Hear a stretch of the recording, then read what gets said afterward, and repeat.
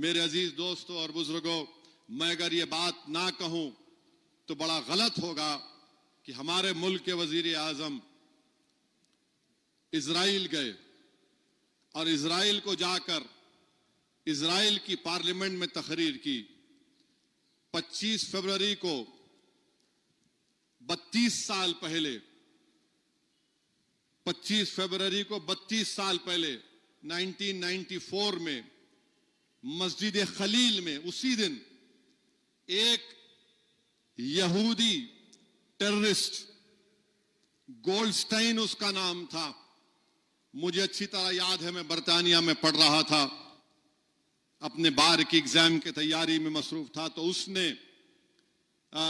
उसने मस्जिद खलील में घुसकर बंदूक से, बल्कि ऑटोमेटिक वेपन से 29 फलस्तीनियों को शहीद कर दिया, 125 को जख्मी किया।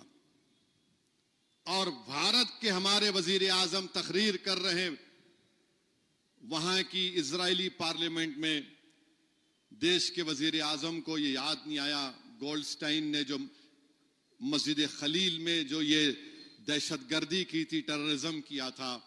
भारत के वजीर आजम ने कहा कि हम, भारत इजराइल के साथ खड़ा है, हम टेररिज्म के खिलाफ हैं। वजीर आजम जो 32 साल पहले, वो आपको याद नहीं आया? अरे आप अपनी तकरीर में बोल देते हमास के बारे में, हमास गलत है।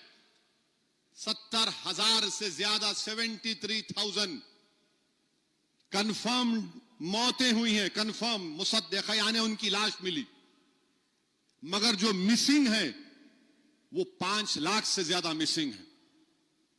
तो लोग बोल रहे कि कम से कम 6 लाख फलस्तीनियों की मौत हुई है। हमारे वजीर आजम खड़े होकर बोलते हैं हम इजराइल के साथ खड़े हैं। आप ये भी तो बोल देते थे कि अक्टूबर 7 का पहला वाकया नखबा नहीं हुआ 48 में, लाखों फलस्तीनियों को निकाला गया था 48 में, और भारत के वजीर आजम बोलते हैं कि हम इजराइल के साथ खड़े हैं। कौन ये बेंजामिन नेतन्याहू, ये स्मोट्रिच, इनका defence minister, international criminal court में वारंट है इनके खिलाफ।